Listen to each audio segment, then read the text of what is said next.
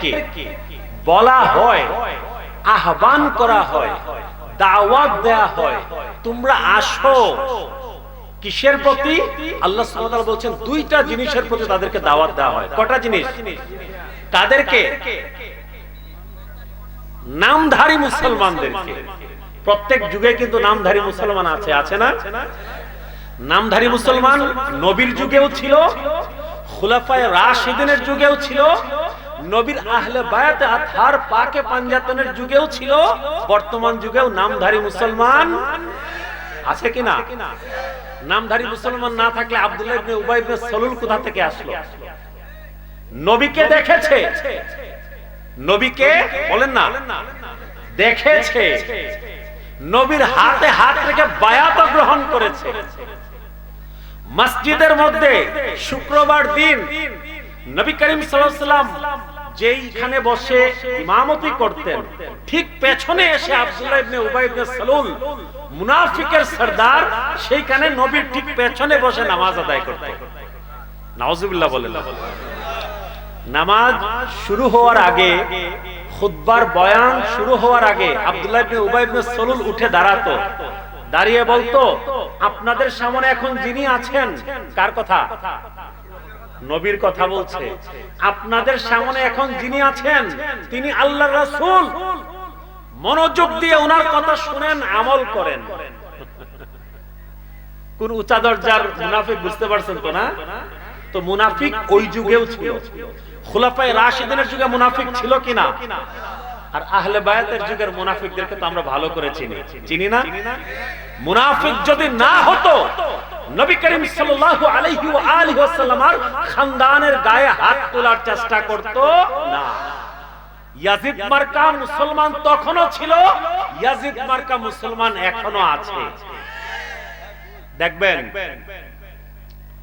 ইসলামের কথা বলে, ইসলামী আইনের কথা বলে, ইসলামী শাসন ব্যবস্থার কথা বলে, কুরআনের আইনের কথা বলে, সৎ লোকের শাসন চায়, সুন্নতের বাস্তবায়ন চায়, স্লোগান আছে না? কিন্তু আবার দেখবেন তাফসীর মাহফিলে বসে নবীর শানে বেয়াদবিও করে, আছে কিনা? নবী করিম সাল্লাল্লাহু আলাইহি ওয়া আলিহি ওয়াসাল্লামের শানে এমন এমন কথা বলে যা গত 1400 বছরে কেউ বলে নাই। এরা কি? নামধারী মুসলমান। এরা কি বলেন? শুধুমাত্র বেশভূষার মুসলমান। নবীকে নবীও মানে, আবার সাংবাদিকও বলে। শুনছেন না? নবীকে যদি কেউ সাংবাদিক বলে তার ঈমান থাকবে? নবী কি সংবাদপত্র পাঠ করার জন্য দুনিয়াতে আসছিলেন? নবী করিম সাল্লাল্লাহু আলাইহি ওয়াসাল্লাম দুনিয়াতে এসেছিলেন আল্লাহর হাবিব, রাহমাতুল লিল আলামিন, সাইয়্যিদুল মুরসালিন, খাতামুন নবিয়্যিন, ইমামুল আম্বিয়া। আল্লাহর ঐশী বাণী আমাদের কাছে পৌঁছে দেওয়ার জন্য নবী এসেছিলেন। সাংবাদিকতা এই শব্দটা নবীর শানে যায় না। নবী মানে হচ্ছে গায়েবের খবর দেনেওয়ালা। তো যারা এই সব বেয়াদবি করে তারা কি আসল মুসলমান? তারা ইয়াজিদি, নবীর আহলে বায়াতে আতহারের গুস্তাখ, নামধারী মুসলমানেরা। এরা সব যুগে ছিল, নবীর যুগেও ছিল, আছে, কাল কিয়ামত পর্যন্ত। বলেন না? ইসলামী শাসনের কথা বলে, আবার দুর্গাপূজা আসলে ভোটের জন্য, কিসের জন্য বলেন? ভোটের জন্য। ভোট, ভোট বড় না ঈমান বড়? জুড়ে বলেন না। ভোট বড় না ঈমান বড়? ভোট বড় না ইসলাম বড়? ভোট বড় না কুরআন বড়? ভোট বড় না নবীর সম্মান বড়? ক্ষমতা আসল নাকি নবীর মোহাব্বত আসল? ভোটের জন্য দুর্গা পূজাতে গিয়ে বলে পূজা আর রোজা এক। শুনছেন না? আমরা কি চাই? আমরা চাই অন্য ধর্মের যারা আছে তারাও স্বাধীনভাবে তাদের ধর্ম পালন করুক, চাই কিনা আমরা? কিন্তু আপনি ভোটের জন্য মুখে বলবেন ইসলামের আইন চান, কুরআনের শাসন চান, নবীর সুন্নাত প্রতিষ্ঠা করতে চান, আবার ক্ষমতায় যাওয়ার জন্য দুর্গাপূজার মণ্ডপে, শিরকের মণ্ডপে গিয়ে আপনি বলেন রোজা আর পূজা এক, ঈমান থাকবে? এগুলো হচ্ছে মুনাফিক মার্কা মুসলমান। ইসলামের কথা বলেন, ইসলামী শাসনের কথা বলেন, আবার আপনি গিয়ে নিজের কানে শুনেছি, এগুলা কোনো বানানো কথা না, নিজের কানে শুনেছি এবং নিজের চোখে দেখেছি। ইসলামী শাসন প্রতিষ্ঠা করার কথা বলে দুর্গা পূজার মণ্ডপে গিয়ে আবার গীতাও পাঠ করেন, ঈমান থাকবে? বলে কৃষ্ণ রাম যেই ধারাবাহিকতায় এসেছেন সেই ধারাবাহিকতা থেকে আমার নবীও এসেছেন। আবার এই মুনাফিক গুলো দাবি করে তারা নাকি ক্ষমতায় আসলে ইসলাম প্রচার করবে, ইসলাম নাকি প্রতিষ্ঠা করবে। আপনি আমরা কুরআন হাদিসের আইন চাই কিনা? অবশ্যই চাই। এই বাংলাদেশে আমরা কুরআনের আইন চাই, নবীর সুন্নাত প্রতিষ্ঠা করতে চাই, কিন্তু মুনাফিক মার্কা মুসলমানদেরকে আমরা ক্ষমতায় দেখতে চাই না। যারা নবীর শানে গুস্তাখি করে, নবীর শানে যারা বেয়াদবি করে, এই রকম নামধারী মুসলমানদেরকে আমরা এই বাংলাদেশের ক্ষমতায় চাই না।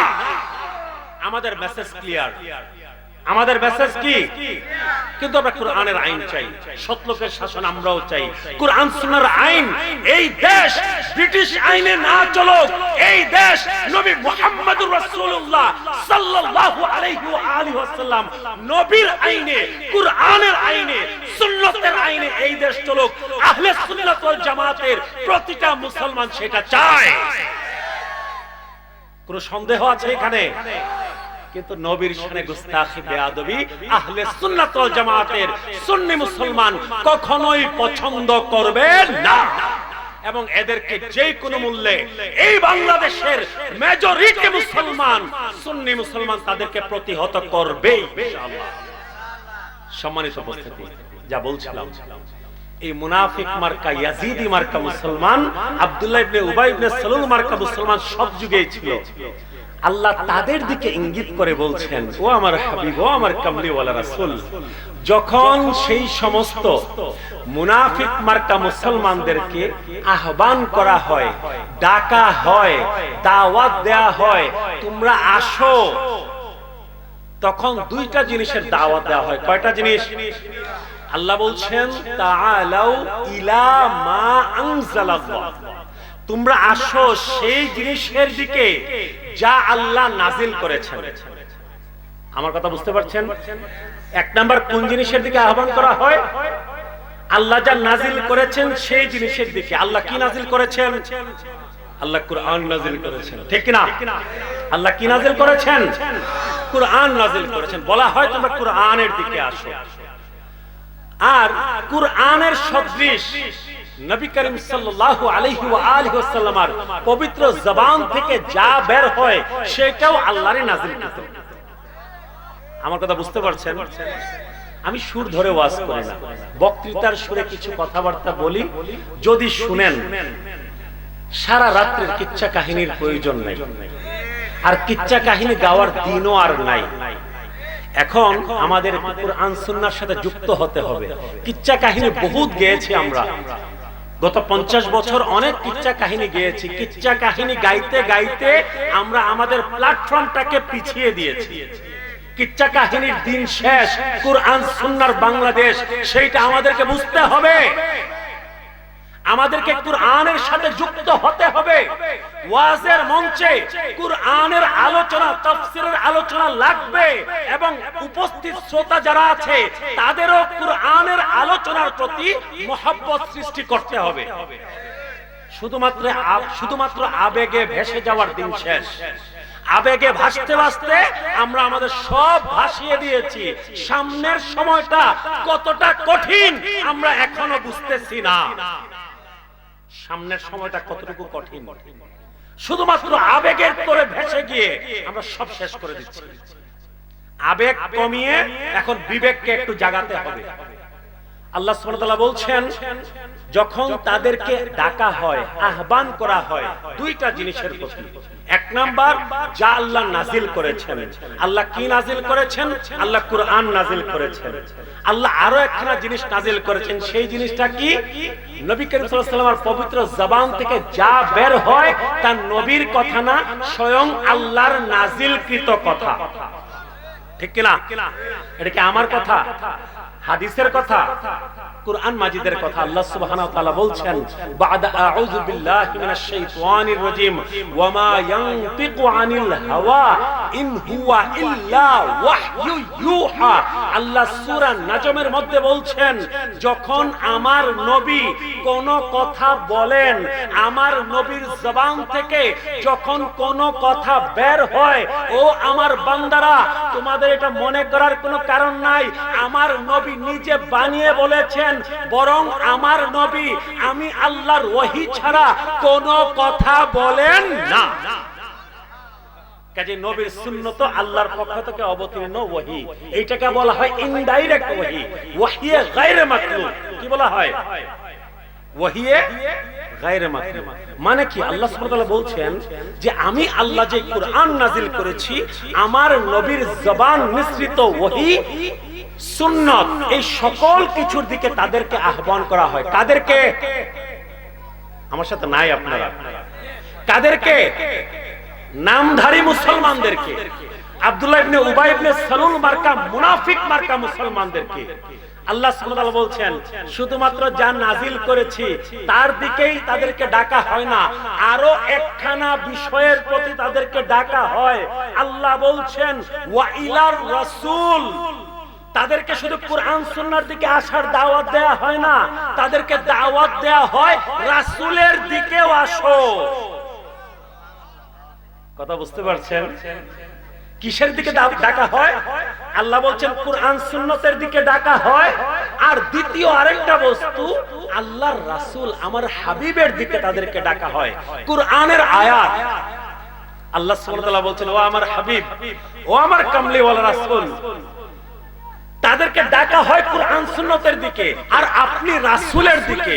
কিন্তু আপনি নবী দেখতে পাবেন, ওয়াইতাল মুনাফিকিনা ইয়াসুদ্দুনা আনকা সুদুদা, আপনি নবী দেখতে পাবেন নামধারী সেই মুসলমানেরা, এই মুনাফিকের গোষ্ঠী, তারা কুরআন সুন্নাহকে মেনে নিবে, কুরআনকে আঁকড়ে ধরবে, কিন্তু আপনি রাসূল থেকে তারা দূরে সরে যাবে।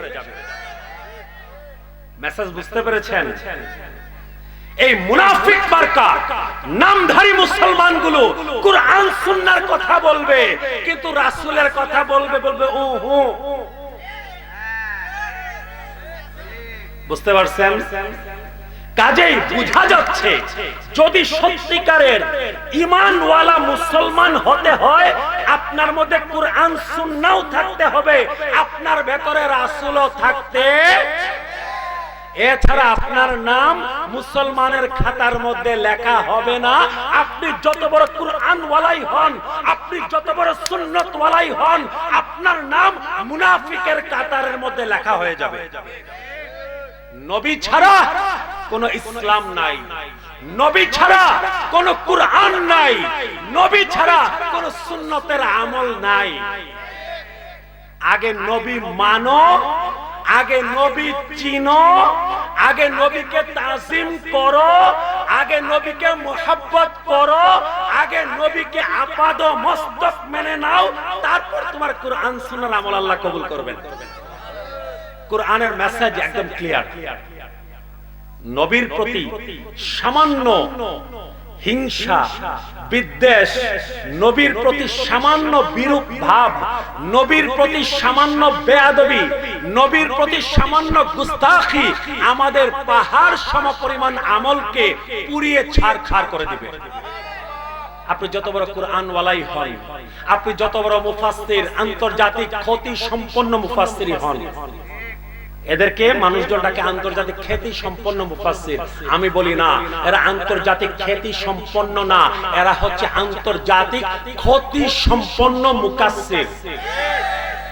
নবীকে বাদ দিয়ে যারা কোরআন মানে, নবীকে বাদ দিয়ে, নবীকে ডিনাই করে, নবীকে হালকা করে, নবীকে নিয়ে বিদ্রুপ করে যারা কোরআনের তাফসীর করতে চায়, তারা আসলে মুফাসসির না, তারা হচ্ছে মুকাসসির।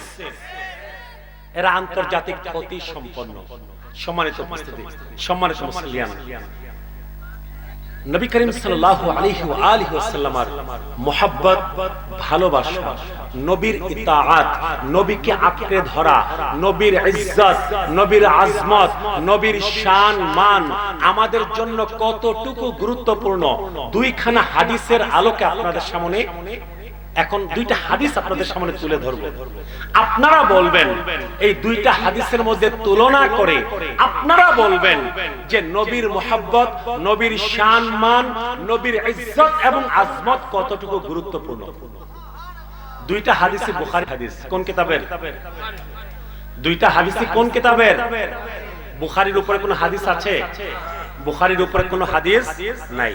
প্রথম হাদিস কুরআন বুখারী শরীফের 7 জায়গায় এসেছে। কত জায়গায়? প্রথম হাদিসটা 7 জায়গায় এসেছে। ইমাম বুখারী রাহিমাহুল্লাহ, যারা বুখারী শরীফ কিতাব পড়েছেন তারা জানেন, একই হাদিস চ্যাপ্টারের প্রয়োজনে, অধ্যায়ের প্রয়োজনে একই হাদিস ভিন্ন ভিন্ন চ্যাপ্টারের মধ্যে নবী বুখারী শরীফ নবীর হাদিস এনেছেন। একটা হাদিস এই চ্যাপ্টারেও এসেছে, রোজার অধ্যায়েও এসেছে, আবার নামাজের অধ্যায়ে এসেছে, এই হাদিস আবার যাকাতের অধ্যায়েও এসেছে, এই হাদিস আবার অন্য আরেকটা অধ্যায়েও এসেছে। তার মানে একটা হাদিস যদি 7 জায়গায় আসে একই কিতাবের, তার মানে এই হাদিস খুব গুরুত্বপূর্ণ, ঠিক কিনা? গুরুত্বপূর্ণ না হলে একই কিতাবের 7 জায়গায় আসার তো কোনো প্রয়োজন ছিল না। হাদিসখানা কি? নবী করিম সাল্লাল্লাহু আলাইহি ওয়া আলিহি ওয়াসাল্লাম হুনাইনের যুদ্ধের পর, কোন যুদ্ধের পর? হুনাইনের যুদ্ধের পর নবী করিম সাল্লাল্লাহু আলাইহি ওয়া আলিহি ওয়াসাল্লাম সাহাবায়ে কেরামের মধ্যে গনিমতের মাল বন্টন করছেন। কি করছেন? গনিমতের মাল বুঝেন? গনিমতের মাল কি? যুদ্ধের পর কাফেরদের যে সম্পদ মুসলমানরা পায়, এটা মুসলমানদের জন্য জায়েজ। তো হুনাইনের যুদ্ধের পর নবী করিম সাল্লাল্লাহু আলাইহি ওয়াসাল্লাম প্রচুর সম্পদ পেয়েছেন কাফের মুশরিকদের কাছ থেকে, সেই সম্পদ বন্টনের জন্য বসেছেন। বুখারীর হাদিস বলছে ওইখানে উপস্থিত ছিল একটা নামধারী মুসলমান। কোন মুসলমান? নামধারী মুসলমান সেখানে উপস্থিত ছিল। নবী করিম সাল্লাল্লাহু আলাইহি ওয়াসাল্লাম যেই সাহাবীর যেমন অবস্থা বুঝে গনিমতের মাল দিচ্ছেন। যে গরিব তাকে একটু বেশি দিচ্ছেন, যে ধনী তাকে একটু বলেন না কম। যার পরিবারের মধ্যে সদস্য সংখ্যা বেশি তাকে একটু বেশি দিচ্ছেন, যার পরিবারের সদস্য কম তাকে একটু কম দিচ্ছেন। যে ইসলামের প্রতি বেশি এগিয়ে আছে তাকে কম দিচ্ছেন, ইসলাম থেকে যে একটু পিছিয়ে আছে তাকে আরেকটু ইসলামের দিকে আনার জন্য একটু বেশি দিচ্ছেন। বুঝতে পারছেন? এক নামধারী মুনাফিক, নাম ছিল আব্দুল্লাহ ইবনে, তার নাম ছিল যুলখুয়াইসরা তামিমি। নাম কি ছিল? যুলখুয়াইসরা আত-তামিমি, বনু তামিম গোত্রের লোক। সে উঠে দাঁড়ালো, দাঁড়িয়ে বলল নবীকে উদ্দেশ্য করে। কাকে উদ্দেশ্য করে? আল্লাহর হাবিব সাল্লাল্লাহু আলাইহি ওয়া আলিহি ওয়াসাল্লামকে উদ্দেশ্য করে বলছে, ইদিল ইয়া মুহাম্মদ ফা ইন্নাকা লাম তা'দিল। জোরে সরে বলুন নাউযুবিল্লাহ। নবীকে উদ্দেশ্য করে সেই মুনাফিক বলছে, হে মুহাম্মদ, আপনি ন্যায় বিচার করেন, আপনি ন্যায় বিচার করেন নাই। নাউযুবিল্লাহ। এখানে বেয়াদবি কয়টা করেছে? কয়টা বেয়াদবি বলেন? প্রথমত আল্লাহর হাবিব সাল্লাল্লাহু আলাইহি ওয়া আলিহি ওয়াসাল্লামকে নাম ধরে ডেকেছে, ইয়া মুহাম্মদ বলেছে। কি বলেছে? ইয়া মুহাম্মদ। আমার আল্লাহ আল্লাহর হাবিবকে কুরআন মাজিদে কখনো নাম ধরে ডাকেন নাই। কুরআন মাজিদ পড়ে দেখেন, কুরআনের কোন জায়গায় আসে নাই ইয়া মুহাম্মদ, ইয়া আহমদ। কুরআনের পাতায় পাতায় এসেছে কি ইয়া আইয়ুহান নবী, ও আমার নবী। ইয়া আইয়ুহার রাসূল, ও আমার রাসূল। ইয়া আইয়ুহাল মুজাম্মিল, ইয়া আইয়ুহাল মুদাসসির, ও আমার কামলি ওয়ালা নবী। মুহাব্বত করে আল্লাহ সুবহানাহু ওয়া তাআলা নবীজির উপাধি ধরে ডেকেছেন, প্রশংসা সূচক আহ্বান করেছেন, নাম ধরে ডাকেন নাই কুরআন মাজিদে। কিন্তু এই বেয়াদব নামধারী মুসলমান হয়ে, মানুষ হয়ে, সাধারণ হয়ে অসাধারণ নবীকে বলছে আপনি ন্যায় বিচার করেন। নবীকে নাম ধরে ডেকেছে। আরেক বেয়াদবি হচ্ছে নবীকে সে আদেশ দিয়েছে। কি দিয়েছে বলেন? নবীকে আদেশ দেওয়ার অধিকার কোন উম্মতের আছে? নবীকে যদি কোনো আদেশ কোন উম্মত যদি দেয় তার ঈমান থাকবে? নবীর কাছে চাওয়া যায়, বলেন না? নবীর কাছে কি অনুরোধ করা যায়, রিকোয়েস্ট করা যায়, অনুনয় করা যায়, বিনয় করা যায়। নবীকে হুকুম দেওয়া যায় না। নবীর কাছে চাওয়া যায় কিনা? নাকি আপনারা আবার বলবেন ওদের মতো নবীর কাছে চাওয়া যায় না? মুসলিম শরীফের হাদিস। কোন কিতাবের? মুসলিম শরীফের হাদিস। একজন সাহাবী ছিলেন, ওই সাহাবী নবী করিম সাল্লাল্লাহু আলাইহি ওয়া আলিহি ওয়াসাল্লামের ওযুর পানি এগিয়ে দিতেন। কিসের পানি? ওই সাহাবীর কাজ ছিল নবীজির হুজরা মুবারকের বাইরে বসে থাকতেন। তাহাজ্জুদের সময়, রাত্রি 2টা-3টার সময় নবী করিম সাল্লাল্লাহু আলাইহি ওয়া আলিহি ওয়াসাল্লাম যখন তাহাজ্জুদ পড়ার জন্য উঠতেন, তখন নবীজিকে ওযুর পানি এগিয়ে দিতেন, ওযুর পানি ঢেলে দিতেন, নবী ওযু করতেন। একদিন রাত্রিবেলা নবী করিম সাল্লাল্লাহু আলাইহি ওয়াসাল্লামের মুহাব্বতের সাগরের মধ্যে জোয়ার আসে। নবী বলেন, ও আমার সাহাবী, তুমি প্রতিদিন আমি নবীর জন্য এত কষ্ট করো। মুসলিম শরীফের হাদিস। কোন কিতাবের? দুনিয়ার কোন মুহাদ্দিস পয়দা হয় নাই, কোন আলিম পয়দা হয় নাই এই হাদিসকে দাঈফ বলবে, দুর্বল বলবে, এরকম কোন মুহাদ্দিস, মুফতি, কোন আলিম পয়দা হয় নাই। বুখারী এবং মুসলিমের সকল হাদিস সহিহ। এই ব্যাপারে উলামায়ে কেরাম, মুহাদ্দিসিনে কেরামের মধ্যে ইজমা আছে, ঐক্যমত্য পোষণ। সেই মুসলিম শরীফের হাদিস বলছে, নবী বলছেন, ও আমার সাহাবী, তুমি প্রতিদিন আমি নবীর জন্য এত কষ্ট করো, আজকে তোমার পুরস্কার দেওয়ার দিন। ও আমার সাহাবী, তুমি আমি নবীর কাছে চাও। সাল, তুমি আমি নবীর কাছে, বলেন না, আমি নবীর কাছে চাও, তোমার কি চাওয়ার আছে? তা আমাদের তথাকথিত শিরক বিদআত বলা মৌলবীরা ওই জায়গাতে উপস্থিত থাকলে বলতো সর্বনাশ, শিরক হয়ে গেছে, সর্বনাশ, শিরক। নবীর কাছে চাইতে বলছে, চাইবো তো আল্লাহর কাছে, চাওয়ার কথা তো আল্লাহর কাছে, ঠিক না? নবীর কাছে কেন চাইবো? শিরক। যেই নবী আমাদের ঈমান, তিনি বলছেন আমি নবীর কাছে চাও, আমি নবীর কাছে চাওয়া যায়। আমি নবীর কাছে চাও, আমি নবীর কাছে চাওয়া যায়। ওই সাহাবী বলছেন, ইয়া রাসূলুল্লাহ, আমার টাকার দরকার নাই, পয়সার দরকার নাই, অর্থের দরকার নাই, আমার স্ত্রীর দরকার নাই, আমার সুন্দর স্ত্রীর প্রয়োজন নাই, আমার জায়গা সম্পত্তি, অর্থ সম্পদ কোনো কিছুর প্রয়োজন নাই ইয়া রাসূলুল্লাহ। মুসলিম শরীফের হাদিস সাক্ষী দিচ্ছে, সাহাবী বলছেন, আসআলুকা মুরাফাকাতাকা ফিল জান্নাহ, ইয়া রাসূলুল্লাহ, আপনার কাছে একটা জিনিস চাই, দুনিয়াতে যেইভাবে আপনার খেদমত করতেছি, কাল জান্নাতেও আপনি নবীর সাথে থেকে আপনার খেদমত করতে চাই, জান্নাতে আপনার সাথী হতে চাই। কি চেয়েছেন? দুনিয়াতে যেভাবে আপনার ওযুর পানি এগিয়ে দিচ্ছি, জান্নাতেও ঠিক সেইভাবে আপনি নবীর সোহবতে থাকতে চাই, আর কিছু চাওয়ার নাই। জান্নাত দেওয়ার মালিক কে? জোরে সোরে বলেন না। আমার আলোচনা মনে ভালো লাগতেছে না নাকি? হ্যাঁ, গান লাগবে, গান আর জিকির নাকি? পেছনে যারা আছেন একটু জবাব দেন না। জান্নাত দেওয়ার মালিক কে? জান্নাত দেওয়ার মালিক কে? তো সাহাবী যে নবীর কাছে জান্নাত চাইলেন, কি শিরক না? ওদের মুখে তো খালি শিরক শিরক শিরক শিরক, শিরক ছাড়া কোনো কথা নাই। বলে মাথা নোয়াইলেই নাকি শিরক। কি বলে? মাথা নোয়াইলেই নাকি শিরক। আমি কিছুদিন আগে একটা আলোচনা দিয়েছিলাম শান্তিপুর জামে মসজিদে, আমি যেই মসজিদে নামাজ পড়াই, খালি প্রশ্ন আসে আমার কাছে, পায়ে ধরে সালাম জায়েজ কিনা?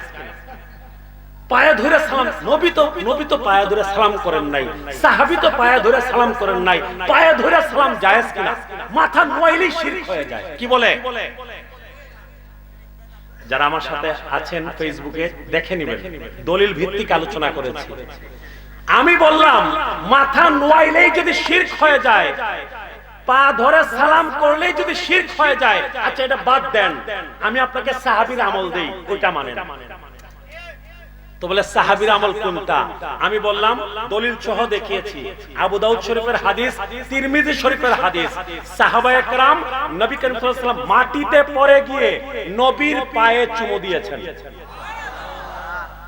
এখন হাতে ধরে হাতে সালাম বাদ দাও, নবীর আমল করো, সাহাবীর আমল করো, পায়ে চুমা দাও।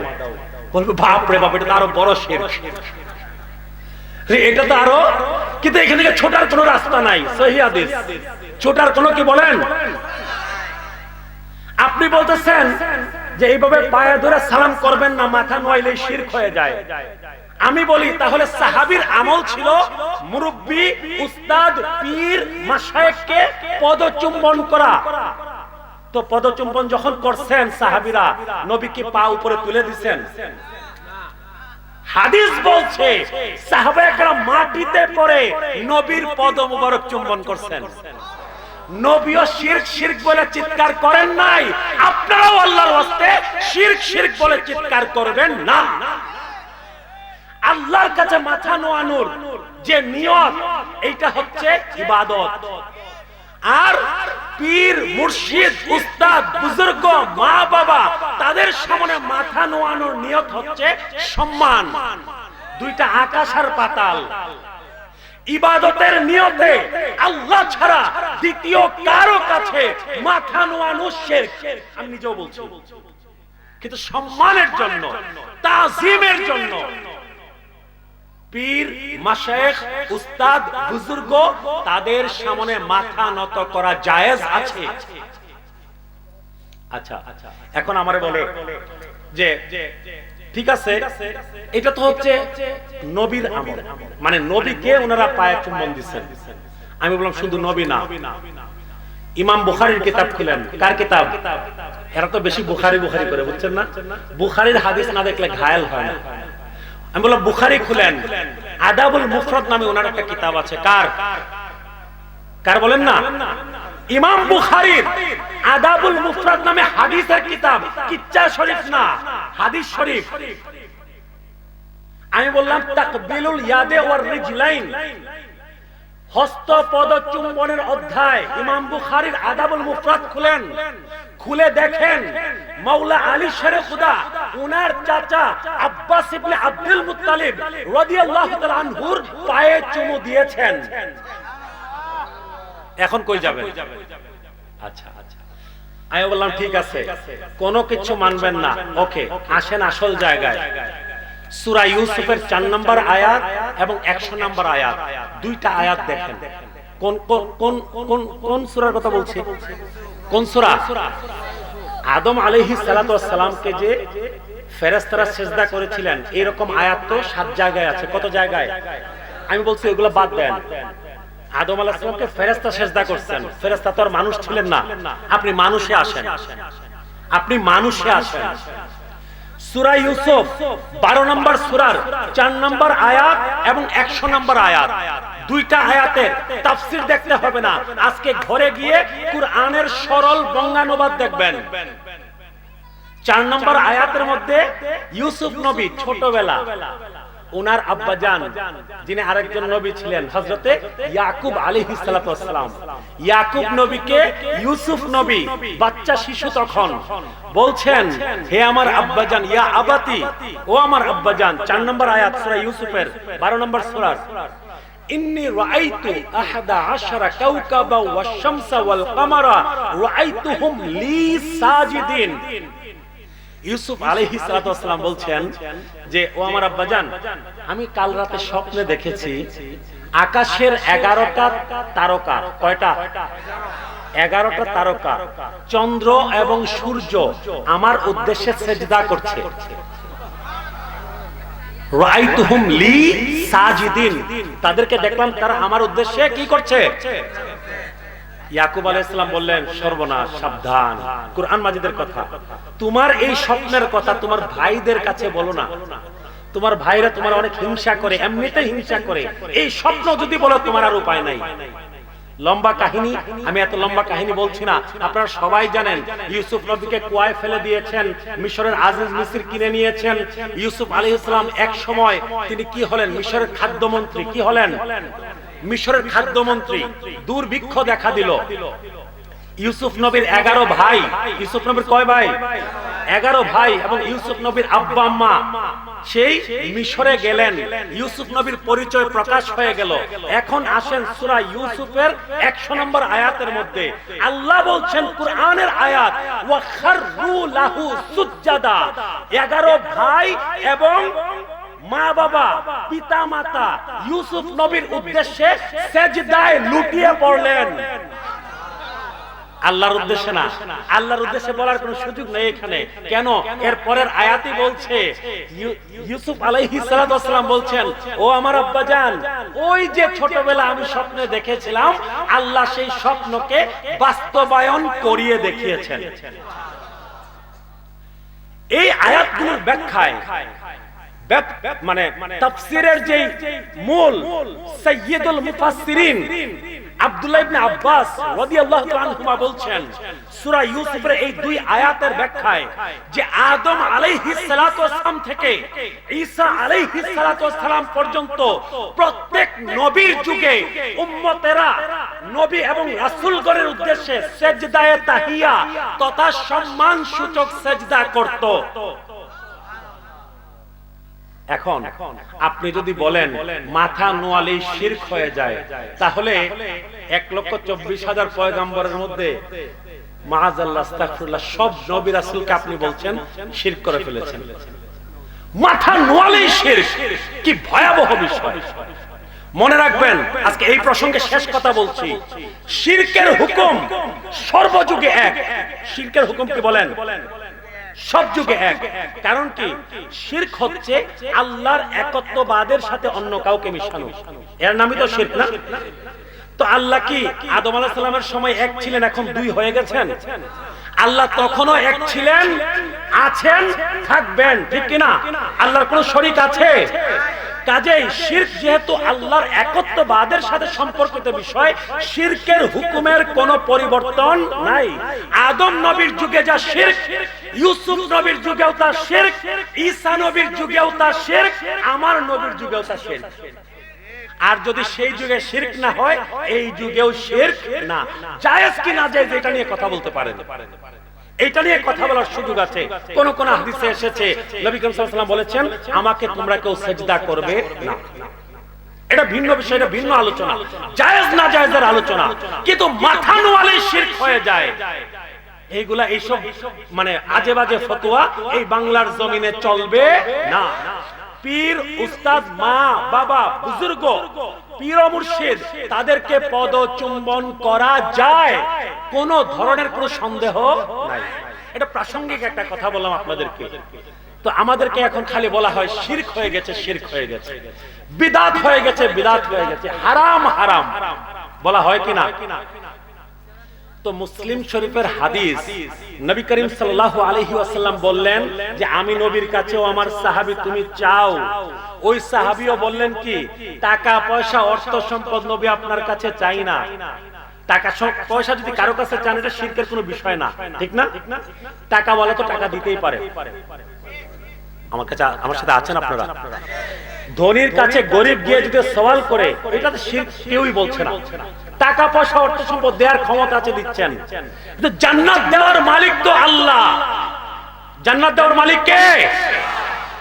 নবীর কাছে সাহাবী জান্নাত চাচ্ছেন।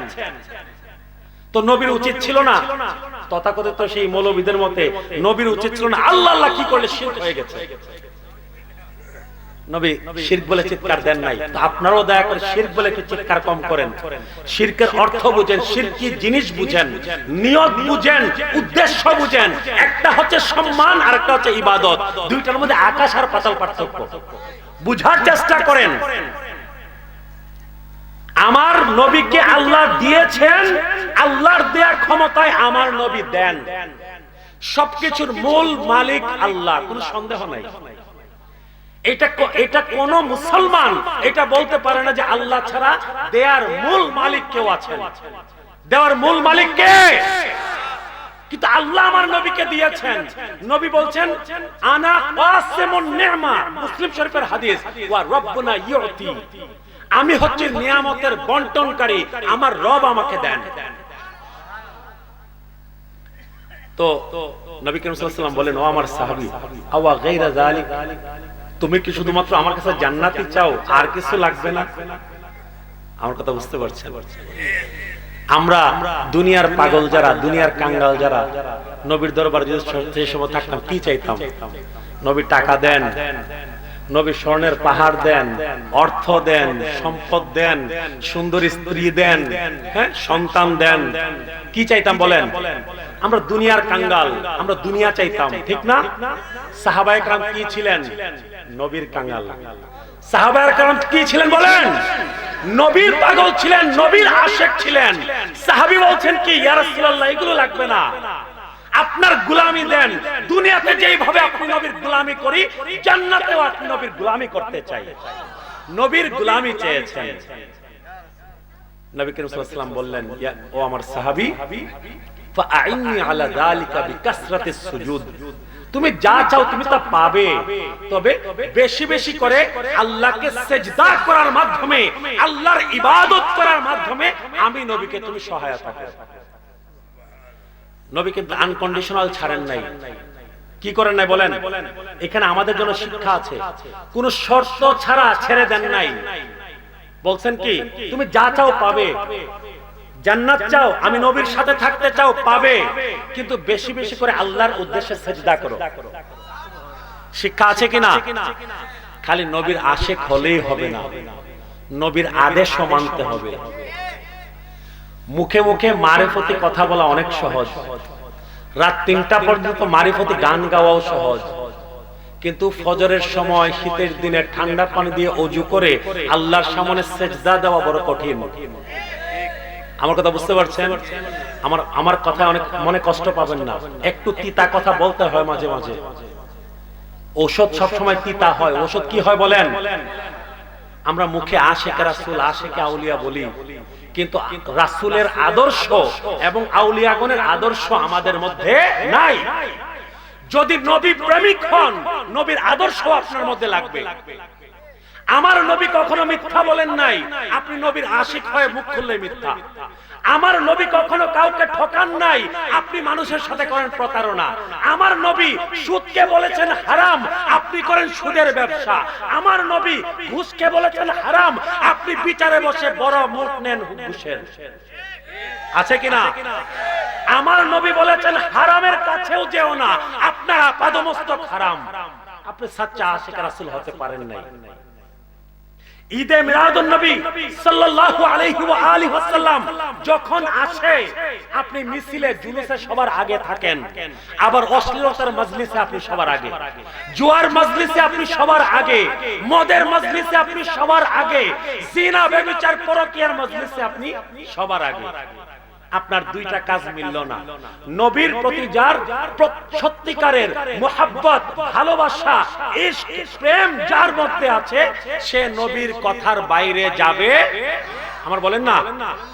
তো নবী আমাদেরকে এখানে শিখিয়েছেন, আমি নবীর কাছে যা চাও তোমরা পাবে, কিন্তু আল্লাহর ইবাদত করো। আল্লাহর ইবাদত ছাড়া কোনো কিছু পাওয়া সম্ভব হবে না। সম্মানিত, তো নবীর কাছে চাওয়া যায় কিনা? নবীর কাছে চাওয়া যায়। আসে এখন আমাদের সেই প্রসঙ্গে, হাদিসে। আলোচনার আসলে সময় খুবই কম, আর মাত্র 5 মিনিট আছে। আমার আলোচনা এখনো ঠিকমতো শুরুও হয় নাই। আসে সেই হাদিসের প্রসঙ্গে। ওই বেয়াদব যুল খুয়াইসরা তামিমি কয়টা বেয়াদবি করেছে? 2টা বেয়াদবি। নবীকে নাম ধরে রেখেছে আর নবীকে আদেশ দিয়েছে। নবীকে কি করেছে? নবীকে আদেশ দেয়া বেয়াদবি, গুস্তাখি। ঈমান থাকে না।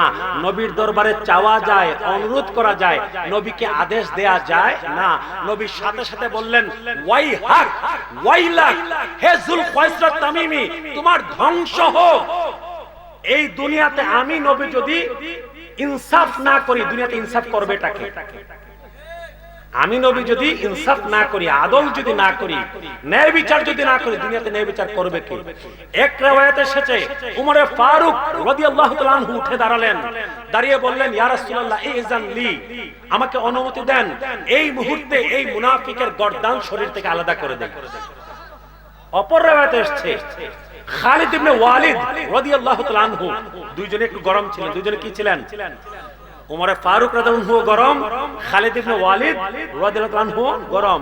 খালিদ বিন ওয়ালিদ রাদিয়াল্লাহু আনহু বলছেন, ইয়া রাসূলুল্লাহ অনুমতি দেন, এই মুনাফিকের গর্দান আলাদা করে দেই। নবী বলছেন, আমি সংক্ষেপে বলছি, নবী বলছেন, না, তাকে ছেড়ে দাও, যেতে দাও, কিন্তু তার মধ্যে কিছু আলামত আছে, আলামতগুলো চিনে রাখো। হাদিসের বর্ণনাকারী বলছেন, ওই যুলখায়সরা তামিমির আলামত কি ছিল? কপালে ছিল সেজদার দাগ। কি ছিল? অনেকগুলো আলামত এসেছে। কপালে ছিল সেজদার দাগ, দাড়ি ছিল ঘন কালো কুচকুচে, লম্বা দাড়ি, ঘন দাড়ি, মানে কি বাহ্যিক সুন্নাত, তার মধ্যে 100তে 100। আরেক riwayate এসেছে যে তার পায়জামা আস্তে আস্তে হাঁটুর কাছে চলে আসছে। টাকনুগিরার উপরে জামা পরা সুন্নাত কিনা? পায়জামা প্যান্ট টাকনুগিরার উপরে পড়তে হবে কিনা? এটাই তো সুন্নাত, ঠিক না? সে বাহ্যিক সুন্নাত এমন মানে সুন্নাত মানতে মানতে হাঁটুর কাছে চলে এসেছে তার পায়জামা। অপর riwayate এসেছে সারা রাত নামাজ পড়তো, তাহাজ্জুদ পড়তো। কি করত? সারা রাত তাহাজ্জুদের নামাজ পড়তো, সারা দিন রোজা রাখতো, কুরআন তেলাওয়াত করতো সুমধুর সুরে। কিন্তু নবী করিম সাল্লাল্লাহু আলাইহি ওয়াসাল্লাম বলছেন, ও আমার সাহাবীরা, তোমরা জেনে রাখো, এই যুলখায়সরা তামিমি থেকে এমন একটা প্রজন্ম, এমন একটা দল তৈরি হবে, যারা তোমরা সাহাবীদের চাইতে বেশি নামাজ পড়বে, তোমরা সাহাবীদের চাইতে বেশি রোজা রাখবে, তোমরা সাহাবীদের চাইতে বেশি কুরআন তেলাওয়াত করবে, তোমরা সাহাবীরা তোমাদের আমলকে তাদের আমলের তুলনায় হালকা মনে করবে। কিন্তু তোমরা জেনে রাখো, তাদের ঈমান, তাদের আমল, তাদের এই সমস্ত ইবাদত, এই সকল কিছু তাদের কণ্ঠনালী পার হয়ে তাদের কলবের মধ্যে পৌঁছাবে না। এত ইবাদত বন্দেগী করার পর নবী বলছেন তার ভেতরে ঈমান নাই। আমার কথা বুঝতে পারছেন? এত ইবাদত করার পরও নবী বলছেন কি বলছেন? এর কলবের মধ্যে ঈমান নাই। এটা বুখারীর এক হাদিস। আরেক হাদিস, সময় নাই, সংক্ষেপে বলছি, বুখারী শরীফের হাদিস, যতটুকু মনে পড়ছে 6840 নম্বর হাদিস। হাদিসের বর্ণনাকারী উমরে ফারুক রাদিয়াল্লাহু তাআলা আনহু, তিনি বলছেন, আল্লাহর নবীর দরবারে একজন সাহাবী ছিলেন। আল্লাহর নবীর দরবারে একজন, ওনার নাম ছিল আব্দুল্লাহ। নাম কি ছিল? ওই সাহাবীর নাম ছিল আব্দুল্লাহ রাদিয়াল্লাহু তাআলা আনহু। ওনাকে সাহাবীরা হিমার ডাকতেন। কি নামে ডাকতেন? হিমার। তো ওই সাহাবীর কাজ কি ছিল? নবী করিম সাল্লাল্লাহু আলাইহি ওয়াসাল্লামের দরবারে থাকতেন। কানা ইউদহিকু রাসূলুল্লাহ, নবী করিম সাল্লাল্লাহু আলাইহি ওয়া আলিহি ওয়াসাল্লামকে একটু হাস্য বিনোদনের মাধ্যমে আনন্দ দেওয়ার চেষ্টা করতেন। আমার সাথে আছেন আপনারা নাকি? ভালো লাগছে না মনে হয়? আব্দুল্লাহ হিমার রাদিয়াল্লাহু তাআলা আনহু নবীকে একটু আনন্দ দেওয়ার চেষ্টা করতেন, জোক বলতেন, কৌতুক বলতেন। আমাদের গ্রামে আছে না এরকম? কিছু কিছু মানুষ আছে দেখবেন একদম গম্ভীর, নীরব। কেউ যদি কথা বলায় বলে, আর না হয় কথা বলে না। আবার এমন কিছু মানুষ আছে এমন কথা বলবে মানুষ হেসে লুটুপুটি খাবে, ঠিক কিনা? তো তিনি ছিলেন এমন, মানুষকে হাসাতে পছন্দ করতেন। তো নবীর দরবারে থাকতেন, নবীকে হাসানোর চেষ্টা করতেন। খুব ভালো কাজ না? নবীকে আনন্দ দেওয়ার চেষ্টা করতেন, ঠিক কিনা? কিন্তু ওই সাহাবীর মধ্যে জাহেলিয়াতের যুগের একটা আমল রয়ে গিয়েছিল। বুখারীর হাদিস বলছে, সব বাজে কাজ ছেড়ে দিয়েছেন। জাহেলিয়াতের যুগে, অন্ধকারের যুগে, ইসলাম গ্রহণের আগে যত খারাপ কাজ ছিল সব ছেড়ে দিয়েছেন। একটা খারাপ কাজ ছাড়তে পারেন নাই কখনো। সেটা কি? মদ পান। সেটা কি বলেন? মদ পান। নবী করিম সাল্লাল্লাহু আলাইহি ওয়াসাল্লাম নিজে উনাকে কয়েকবার শাস্তি দিয়েছেন মদ পানের জন্য। কিসের জন্য বলেন? মদ পানের শাস্তি ইসলামে কি? 40 দুররা। কয় দুররা? অপর রায়াতে এসেছে 80 দুররা। মদ পান করলে শাস্তি কি? আমাদের দেশ তো এখন মদের অভয়ারণ্য। হ্যাঁ, ফেন্সিডিল, ড্রাগ, হেরোইন, মরফিন, আরো কি কি আছে, গাঁজা তো একেবারে ঘরে বাইরে আছে কিনা? সম্পূর্ণরূপে হারাম, ঠিক না? সম্পূর্ণরূপে হারাম। যদি ইসলামী শাসন ব্যবস্থা থাকতো তাদেরকে 40 বা 80 দুররা মারা হতো। নবী করিম সাল্লাল্লাহু আলাইহি ওয়াসাল্লাম ওই সাহাবীকে কয়েকবার দুররা মেরেছেন, সাহাবায়ে কেরামকে দিয়ে শাস্তি দিয়েছেন। শেষবার যখন ওনাকে আব্দুল্লাহ হিমার রাদিয়াল্লাহু তাআলা আনহুকে যখন দুররা মারা হয়, ওনাকে বাইরে শাস্তি দেওয়া হয়েছে নবীজি হুজরা মুবারকের ভিতরে। নবী কোথায়?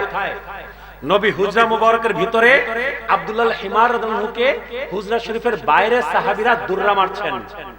হঠাৎ করে একজন সাহাবী, যারা শাস্তি দিচ্ছেন তাদের মধ্যে একজন সাহাবী বলে উঠলেন, হে আব্দুল্লাহ হিমার, তোমার উপরে আল্লাহর লানত, তোমাকে এতবার শাস্তি দেওয়া হয়েছে কিন্তু তুমি মদ পান ছাড়তে পারো না। মুসলমান মুসলমানকে লানত দিতে পারে? মুসলমান মুসলমানকে লানত দিতে পারে? আমাদের সমাজে অনেক মানুষ আছে কথায় কথায় মানুষকে লানত দেয়। এটা খুব বাজে কাজ, খুব গর্হিত কাজ। কথায় কথায় এইভাবে অভিশাপ দেওয়াটা ঠিক না। বিশেষ করে নবীর সাহাবী নবীর দরবারে থাকেন, নবীকে হাসানোর চেষ্টা করেন। হ্যাঁ, ওনার মধ্যে একটা বাজে আমল আছে ঠিক, কিন্তু নবী করিম সাল্লাল্লাহু আলাইহি ওয়াসাল্লাম ওই কথা শোনার সাথে সাথে হুজরা মুবারক থেকে বের হয়ে আসলেন, এসে বললেন, ও আমার সাহাবীরা, তোমাদের মধ্যে একজন আমার আব্দুল্লাহ হিমারকে লানত দিয়েছো, আমি নবী শুনতে পেয়েছি। লা তালআনু, আমার আব্দুল্লাহ হিমারকে তোমরা লানত দিবে না। ইন্নাহু ইউহিব্বুল্লাহ ওয়া রাসূলা, নিশ্চয়ই সে আল্লাহ এবং আল্লাহর রাসূলকে মহব্বত করে। হ্যাঁ, আমার আব্দুল্লাহ হিমার হয়তো মদ পান করে, কিন্তু তার মধ্যে আল্লাহ এবং আল্লাহর রাসূলের মহব্বত আছে। এই কথা শোনার সাথে সাথে আব্দুল্লাহ হিমার রাদিয়াল্লাহু তাআলা আনহু দুই চোখের পানি ঝরঝর করে ছেড়ে দিলেন, দিয়ে বললেন, ইয়া রাসূলুল্লাহ, আমাকে এতবার মদ পানের জন্য, হারাম কাজের জন্য শাস্তি দেয়া হয়েছে, কিন্তু তারপর আপনি নবী বলছেন আমি আল্লাহ এবং আল্লাহর রাসূলকে মহব্বত করি। ইয়া রাসূলুল্লাহ, আপনি জেনে রাখেন আজকের পর থেকে আমি আব্দুল্লাহ হিমার আর কোনোদিন মদ স্পর্শ করব না, মদের কাছেও যাব না আর কোনোদিন। এরপর থেকে তিনি আর কোনোদিন মদের কাছে যান নাই। এখান থেকে আমাদের শিক্ষা দুইটা। প্রথম শিক্ষাটা বলে নেই, তারপরে আসল কাহিনীতে আসছে। শিক্ষা দুইটা। নবী সার্টিফিকেট দিয়েছেন আমার আব্দুল্লাহ হিমার আল্লাহ এবং আল্লাহর রাসূলকে মহব্বত করে। তো সাহাবী কি বুঝেছেন? নবীকে যে মহব্বত করে, আল্লাহকে যে মহব্বত করে, সে আল্লাহ এবং আল্লাহর রাসূলের আনুগত্য করে। আমার কথা বুঝতে পারছেন? নবীর মহব্বতের দাবি যদি করেন, আল্লাহর মহব্বতের দাবি যদি করেন, আল্লাহ এবং আল্লাহর রাসূলের কথা মানতে হবে। এটা সাহাবী শিক্ষা দিয়েছেন মদ ছেড়ে দেওয়ার মাধ্যমে। আমার কথা বুঝতে পারছেন? দ্বিতীয় যে পয়েন্ট, প্রথম হাদিসে এত বড় বুজুর্গ, নামাজওয়ালা, তাহাজ্জুদওয়ালা, আমলওয়ালা, রোজাওয়ালা যুলখায়সা তামিমি, কার কথা বলছি? ওই যে নবীকে নাম ধরে ডাকছিল, নবীকে যে আপনার ইনসাফ করার কথা বলছিল, ওই মুনাফিক, নামাজওয়ালা, তাহাজ্জুদওয়ালা, রোজাওয়ালা, কুরআনওয়ালা, দাড়িওয়ালা, টুপিওয়ালা, জুব্বাওয়ালা, সুন্নতের কোনো কমতি নাই, কিন্তু নবী বলছেন তার অন্তরে ঈমান নাই। কারণটা কি? আর ইনি আব্দুল্লাহ হিমার রাদিয়াল্লাহু তাআলা আনহু একটা হারাম কাজের মধ্যে ছিলেন, কিন্তু তবুও আল্লাহর হাবিব বলছেন তিনি আল্লাহ এবং আল্লাহর রাসূলকে মহব্বত করেন। পার্থক্য কোথায় দুই জায়গায়? শুধুমাত্র একটা বিষয়। প্রশ্ন আপনাদের কাছে, এই যুলখায়সা তামিমির কাছে এত ইবাদত থাকার পরও আল্লাহর হাবিব বলছেন এর মধ্যে ঈমান নাই। কারণ কি? এর মধ্যে নবীর মহব্বত নাই। যত বড় নামাজওয়ালাই হোক, যত বড় রোজাওয়ালাই হোক, যত বড় কুরআন ওয়ালাই হোক, যত বড় মুফাসসিরি হোক, যত বড় মুহাদ্দিস হোক, যত বড় মাদ্রাসার মুহতামিম হোক, যত বড় মাদ্রাসার অধ্যক্ষ হোক, নবীর প্রতি যদি পরিপূর্ণ মুহাব্বত, ভালোবাসা, আদব এবং তাজিম না থাকে, তার নামাজের রোজার কোনো দাম নাই। আর ইনি যদিও একটা খারাপ অভ্যাস শোনার মধ্যে আছে, কিন্তু আল্লাহ এবং আল্লাহ রাসূলের মহব্বত 100তে 100। ইনাকে বলছেন নবী পাস, ইনাকে কি বলছেন? ইনাকে বলছেন নবী পাস, আর একে বলছেন নবী ফেল। পার্থক্যটা কোথায়? নবীর মহব্বতে। তো আপনি আমি যত বড় আন্তর্জাতিক খ্যাতি সম্পন্ন মুফাসসিরি হই না কেন, নবী করিম সাল্লাল্লাহু আলাইহি ওয়াসাল্লামকে যদি অন্তরের অন্তঃস্থল থেকে প্রাণের চাইতে, আমাদের জানের চাইতে বেশি মহব্বত যদি না করতে পারি, আমাদের কোনো ইবাদত বন্দেগী কাজে আসবে না। আর দ্বিতীয় শিক্ষা, যে নবীকে মহব্বত করে সে নবীকে মানে। শিক্ষা দুইটা। কয়টা? যে নবীকে মহব্বত করে সে নবীকে, যে নবীকে মহব্বত করবে তার মধ্যে আল্লাহর ইবাদত থাকবে, যে নবীকে মহব্বত করবে তার মধ্যে রাসূলের সুন্নাত থাকবে, যে নবীকে মহব্বত করবে তার মধ্যে রাসূলের আখলাক থাকবে। নবী করিম সাল্লাল্লাহু আলাইহি ওয়াসাল্লামের চলা ফেরা, উঠা বসা, নবী যেই তরিকায় চলতেন, বসতেন, উঠতেন, নবী করিম সাল্লাল্লাহু আলাইহি ওয়াসাল্লাম যেইভাবে আমল করতেন সেইভাবে আমল করা সম্ভব না, কিন্তু নবীর পথ অনুসরণ করার চেষ্টা হলেও করবে। আমার কথা বুঝতে পারছেন? তো আল্লাহ সুবহানাহু ওয়া তাআলা আমাদের সকলকে যেন নবী করিম সাল্লাল্লাহু আলাইহি ওয়াসাল্লামকে যেইভাবে মুহাব্বত করলে পরে, নবী করিম সাল্লাল্লাহু আলাইহি ওয়াসাল্লামের প্রতি যেইভাবে আদব এবং তাজিম রাখলে পরে আমাদের নামগুলো ইমানদার মুমিনের খাতার মধ্যে যোগ হয়, সেরকম মুহাব্বত, সেরকম ভালোবাসা আল্লাহর হাবিব সাল্লাল্লাহু আলাইহি ওয়াসাল্লামকে আমরা সকলেই যেন করতে পারি। সবাই বলি আমিন। দরুদ শরীফ পড়েন, আল্লাহুম্মা সাল্লি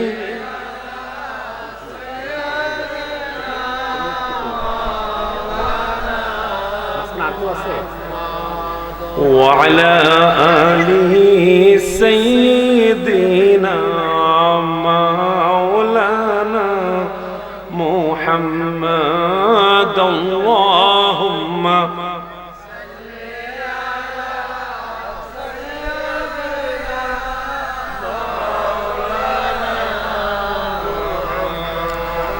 وعلى آله سيدنا।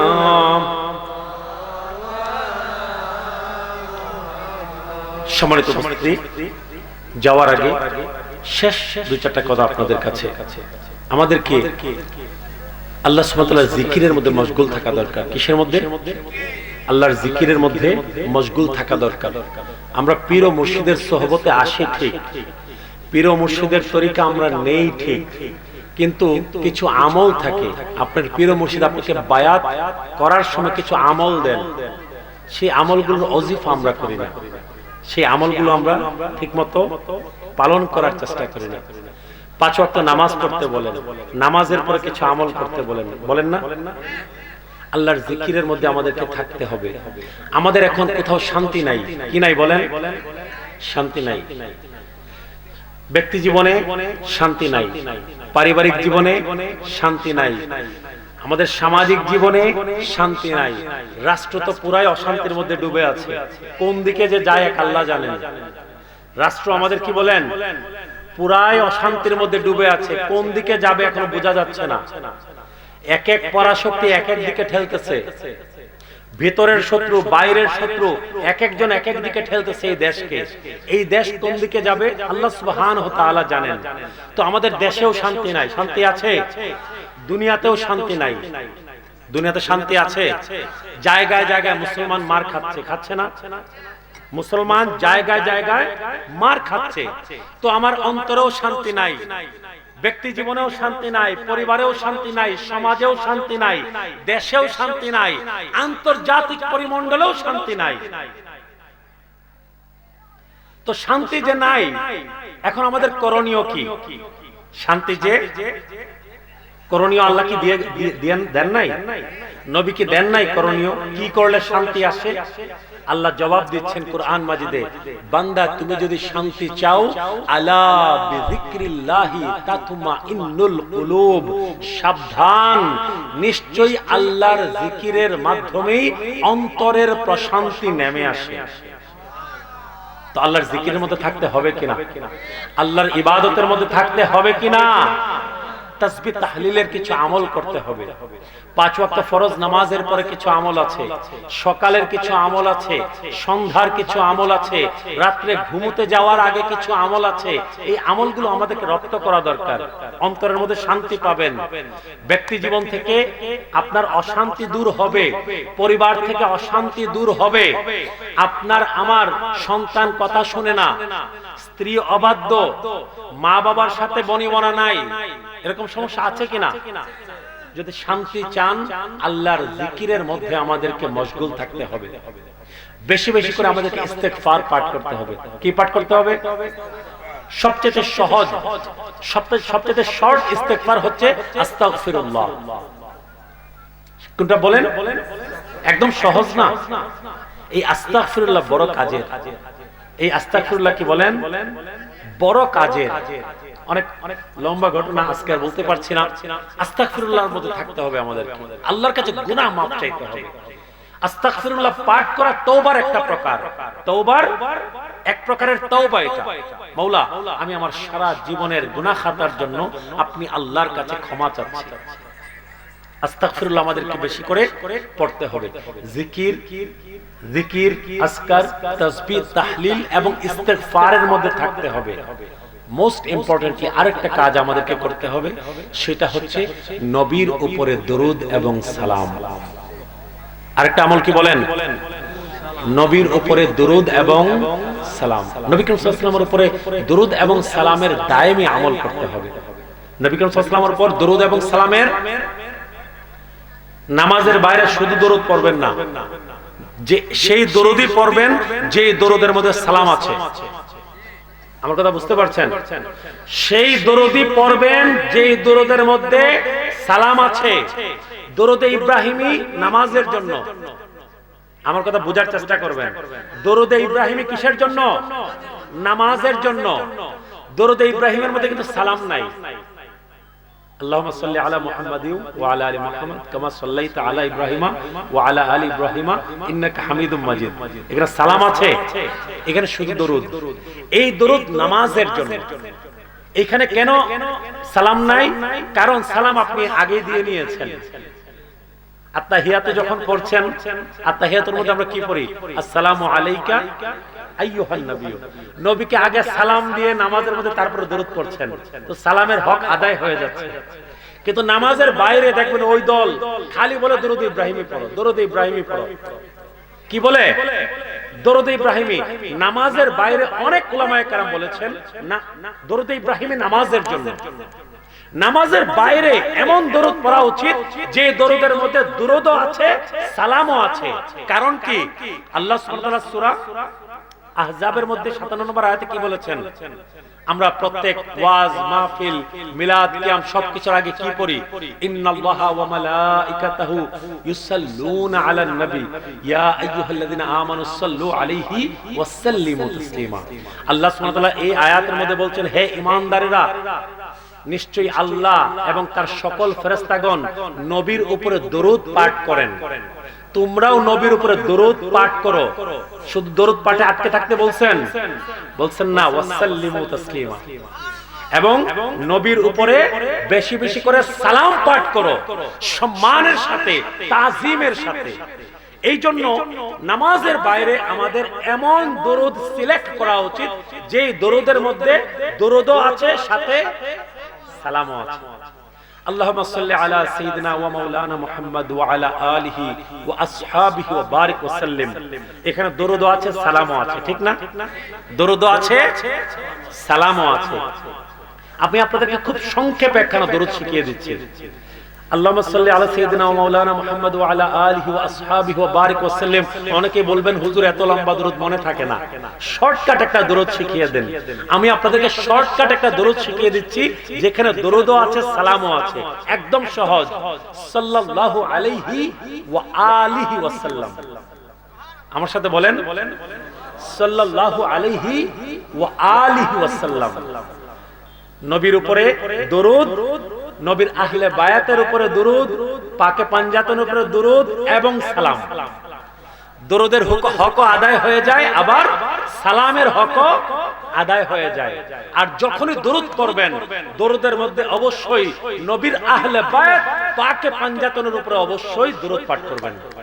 তো সাল্লাল্লাহু আলাইহি ওয়া আলিহি ওয়াসাল্লাম যখন বলেন, নবীর উপরে দরুদও পড়া হয়ে যায়, সালামের হক আদায় হয়ে যায়, নবীর আহল, নবীর পরিবার আহলে বায়াতের উপরে দরুদ এবং সালামের হক আদায় হয়ে যায়। সম্মানিত দিন দরুদ ইসলাম প্রিয় কুরআন প্রিয় ভাইয়েরা, বাবারা, আমার বন্ধুবর, আমার সাথে খুবই মহব্বতের সম্পর্ক, ওনাদের দরবারের সাথে আমার খুব মহব্বতের সম্পর্ক।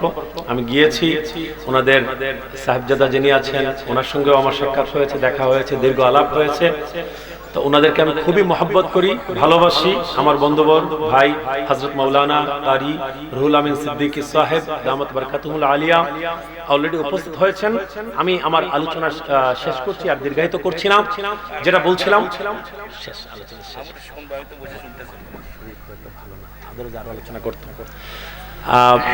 যেটা বলছিলাম যে নবী করিম সাল্লাল্লাহু আলাইহি ওয়াসাল্লামের মুহাব্বত, ভালোবাসা, ইজ্জত, আজমত, তাজিম আমাদের অন্তরে থাকতে হবে। সেই সাথে নবী করিম সাল্লাল্লাহু আলাইহি ওয়াসাল্লামের ইত্তেবা, নবীর অনুসরণ, নবীর সুন্নাত, নবীর আখলাকেরও আমাদের অনুসরণ করতে হবে। এটাই হোক আমাদের আজকের এই মাহফিল থেকে নেয়া পাথেয় এবং শিক্ষা। আর বেশি বেশি করে আমরা নবী করিম সাল্লাল্লাহু আলাইহি ওয়া আলিহি ওয়াসাল্লামের উপরে দরুদ এবং সালামের আমল করি।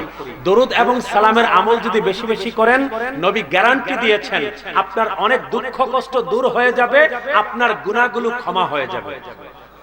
নবীর দরুদ এবং সালামের দায়ামি আমল করতে পারলে অনেক দুঃখ কষ্ট দূর হয়ে যাবে, অশান্তি, মনের অশান্তি দূর হবে এবং আল্লাহ আপনার গুনাহগুলো ক্ষমা করে দিবেন। আল্লাহ সুবহানাহু ওয়া তাআলা আমাদের সকলকে আল্লাহ সুবহানাহু ওয়া তাআলার খাঁটি বান্দা এবং নবী করিম সাল্লাল্লাহু আলাইহি ওয়াসাল্লামের খাঁটি উম্মত হিসেবে যেন কবুল করেন। সবাই বলি আমিন। ওয়া আখিরু দাওয়ানা আনিল হামদুলিল্লাহি রাব্বিল আলামিন। আমি মাঝে মাঝে কিছু করা কথাও বলি, অনেকের অন্তরে খারাপ লাগতে পারে, অনেকের পছন্দ নাও হতে পারে, আমাকে ক্ষমা করবেন। ঔষধ কিন্তু সব সময় তিতা হয় এবং তিতা ঔষধই কাজ করে সবচাইতে বেশি, ঠিক আছে? আমরা অনেকেই মারেফত এমন ভাবে বেশি করি, শরীয়তকে একদম পিছনে ফেলে দেই। শরীয়ত এবং মারেফত একসাথে থাকতে হবে, তখন আপনি মুসলমান। শরীয়ত এবং আমরা অনেক বেশি মারেফত ওয়ালা হয়ে যাই। তো আমি বলছিলাম তো, মারেফত ওয়ালা হওয়া খুব সহজ। রাত 3টা পর্যন্ত সেমা মাহফিল করাও সহজ, কিন্তু ভোর 5টার সময় ঠান্ডা পানি দিয়ে ওযু করে আল্লাহর সামনে সিজদা দেওয়ার জন্য নামাজে দাঁড়ানো অনেক কঠিন। তো আমরা কঠিনটাকে বাদ দিয়ে সহজটাকে নেওয়ার চেষ্টা করি। আল্লাহ সুবহানাহু ওয়া তাআলা আমাদেরকে যেন কঠিন সহজ, মারেফত, শরীয়ত সব মিলিয়ে যেন, তরিকত, হকিকত সব মিলিয়ে যেন আমল করার, জীবন গড়ার যেন তৌফিক দান করেন। সবাই বলি আমিন। ওয়া আখির দাওয়ানা আলহামদুলিল্লাহি রাব্বিল আলামিন। আসসালামু আলাইকুম ওয়া রাহমাতুল্লাহি ওয়া বারাকাতুহু।